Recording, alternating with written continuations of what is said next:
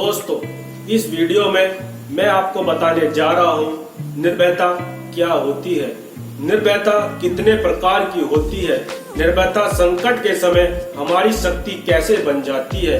क्या आप जानते हो, मनुष्य जितना निर्भय होता है उतना ही वह महान कार्यों को कर सकेगा। मनुष्य में निर्भयता उत्तम मानसिक स्थिति के परिणाम स्वरूप प्राप्त होती है। यह एक ऐसी नैतिक सद्गुण है जो बड़े तप और त्याग से प्राप्त होता है।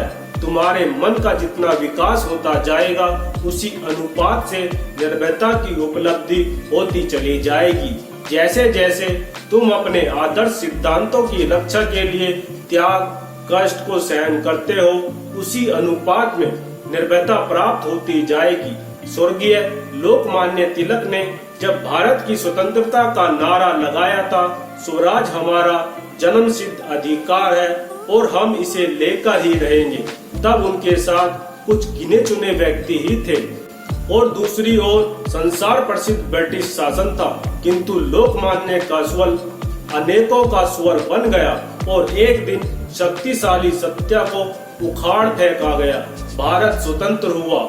जोसेफ मेजनी ने भी इसी तरह इटली की स्वतंत्रता का संकल्प लिया था और उस समय की तानाशाही साम्राज्यवाद के विरुद्ध आंदोलन उठाया था, जिसके लिए उन्हें मौत की सजा सुनाई गई थी। किंतु मेजनी का प्रेरणा मंत्र देशवासियों का प्रेरणा मंत्र बन गया और इटली स्वतंत्र हुआ। महर्षि दयानंद ने सामाजिक रूढ़ियों के विरुद्ध आवाज उठाई, धार्मिक अंध परंपराओं पर आघात किया और इसके लिए उन्होंने कई बार विष भी दिया गया और इसी से उनकी अंत में मृत्यु भी हुई थी।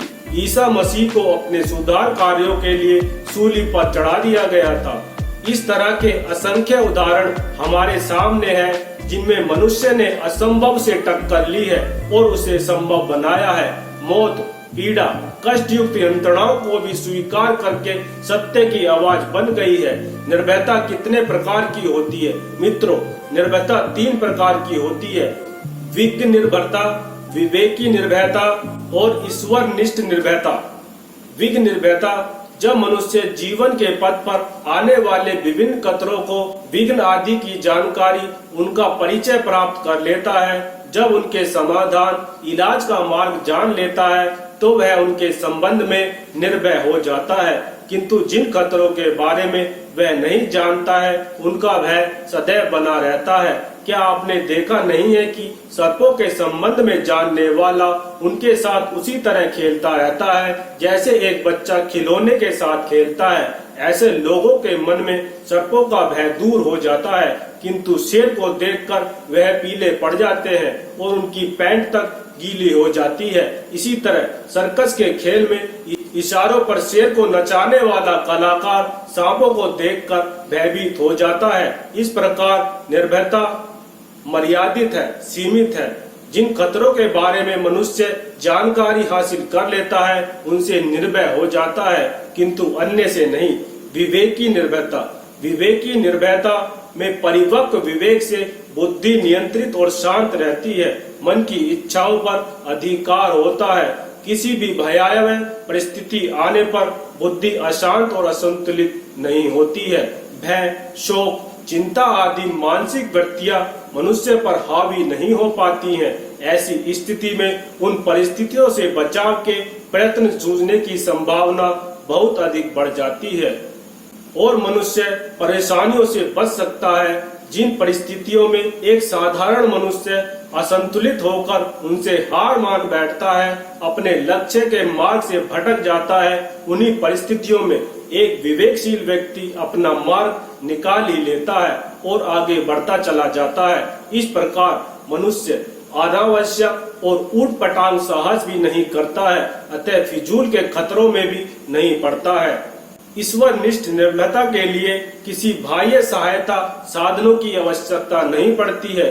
जीवन में ईश्वर के प्रति, उसकी सर्वव्यापकता के प्रति, सर्वसंपन्नता आदि के प्रति दृढ़निष्ठा, गहरी आस्था, अडिग विश्वास जितना अधिक बढ़ेगा उतना ही मनुष्य निर्भय होता जाएगा। ईश्वरनिष्ठ निर्भयता के आधार पर ही संसार के अधिकांश महत्वपूर्ण कार्य पूरे हुए हैं। यह मनुष्य की पूरी तरह निर्भय बना देता है, किंतु इसे प्राप्त करने के लिए दीर्घकालीन अभ्यास, पुरुषार्थ और भक्ति की जरूरत होती है। अपने साधनों, चातुर्य आदि पर निर्भय व्यक्ति शत्रु से भी मिलने वाली बड़ी सावधानी बरतते हैं, किंतु ईश्वरनिष्ठ व्यक्ति जो सभी से सीधा व्यवहार रखते हैं वह किसी से नहीं डरता है। ईश्वरनिष्ठ व्यक्ति के लिए दिखावट, बनावट की कोई जगह नहीं होती है। ईश्वर पर अनन्य निष्ठा से मनुष्य पूर्ण रूप से निर्भय बन जाता है, क्योंकि वह अनंत व्यापक निर्विकारी सत्य से परिचित कर लेता है। निर्भयता संकट के समय हमारी शक्ति कैसे बन जाती है? दोस्तों, निर्भयता मनुष्य की प्रगति और विकास का मार्ग खोल देती है। मनुष्य का विकास और प्रगति इस बात पर निर्भर है कि वह जीवन में आने वाली उलझनों, कठिनाइयों का समाधान किस तरह करता है।